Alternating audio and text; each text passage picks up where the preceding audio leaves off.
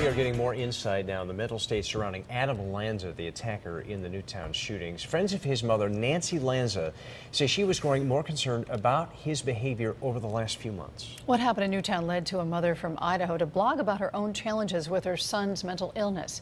Here's a brief excerpt. Writer Liza Long says, "I live with a son who is mentally ill. I love my son, but he terrifies me." News 8 medical reporter Jocelyn Menta has some information now, talking with a mental health expert about this. Jocelyn?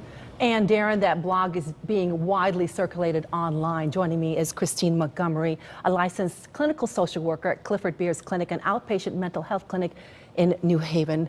Thank you so much for joining us, Christine. Thanks, Jocelyn. The Idaho mom basically links her 13-year-old son's mental illness to those of Adam Lanza and others who've committed mass shootings. But in reality, we know very little about Adam Lanza's mental health. However, something clearly was not right. Right. I mean, we don't know exactly what he was diagnosed with, what his troubles were, but clearly for someone to do this significant of a event, he must be troubled. Now, there are parents out there like this writer who feel that their children could potentially commit a similar act. This is really a cry for help. What's being done for them? Yeah. I mean, I think there is help available. If families have concern and feel that a child needs immediate assistance, that they're in immediate danger, families should call 911 if they fear for their safety. There's also a statewide crisis response that's available by dialing 211. Trained mobile crisis clinicians can respond to your home within 45 minutes of your call. That's a great resource for families. There's a very large network of community providers and private practitioners who can also offer some support and help. Also, what about a safety plan? This writer also talks about having one in place to protect her other children.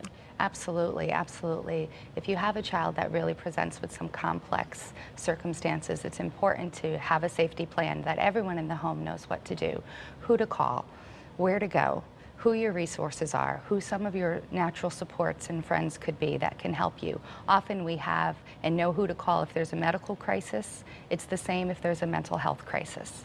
What kind of cases have you had to deal with? Have you dealt with similar cases like this? Yeah, I've been involved at Clifford Beers in the crisis program throughout my career for 17 plus years, and I've met kids who have threatened to kill themselves, threatened to hurt others, threatened to blow up schools. Absolutely. What have you had to do to thwart that? I mean, I think, again, it's about thinking who they're connected to, who some of their resources are, how to get them linked with the ongoing help and care that they may need. Now, words like troubled, loner are being used to describe Adam Lanza. What should parents really be concerned about? Yeah, I mean, again, I think all of us want to feel connected. We want to feel that we belong in the world. So if you do have a child that you think that they're a loner on their own, find ways to connect them, find ways to connect with them. Do families here in Connecticut have enough access to mental health care? I mean, enough is probably not enough. Again, there's a group of local community providers, many of us funded through the State Department of Children and Families, some of us funded from other funding streams throughout the state. There's local agencies, there's local private practitioners, there's local psychiatrists, so help is there. And again, there's mobile crisis services available by dialing 211. What about those who are not so fortunate with less resource? Are they more vulnerable? Sure, they're very vulnerable. I mean, yes. There's also a resource called care coordination that's available for families who have really complex circumstances and situations.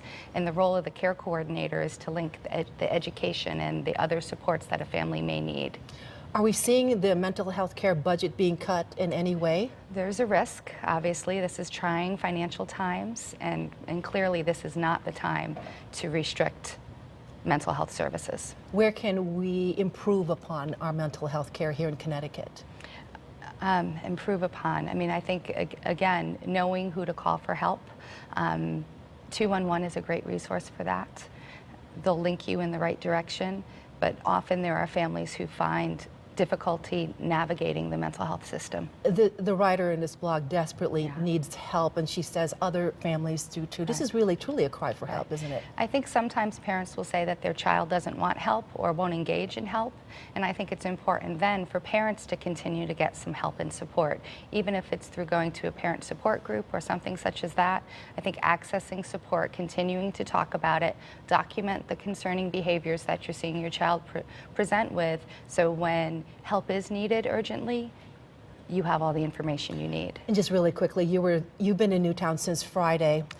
Were you guys called in, and what will you likely most remember? Yeah, there was a pretty coordinated effort by the state to get trained mental health clinicians on site on Friday. I think I was there Friday night prior to going out with the police to notify the families, and it was rather poignant that I knew I was sitting in the same room that the parents were sitting in, waiting to find out the news about their child, knowing and watching other parents getting reunited with their children. And in fact, these were the parents of the victims. And I was in the room hours later, and then went out with a wonderful state trooper, and met with an individual and a family and some of the extended family to kind of talk about what supports they might need going ahead. And to be honest with you, I feel really honored that I've had the opportunity to help. It must have been heartbreaking for you to be part of it. Heartbreaking. Christine Montgomery, thank you so much for joining us. Thanks, Jocelyn. And to read that full article, all you have to do is log on to our website, WTNH.com, and we'll link you to that site. Back to you.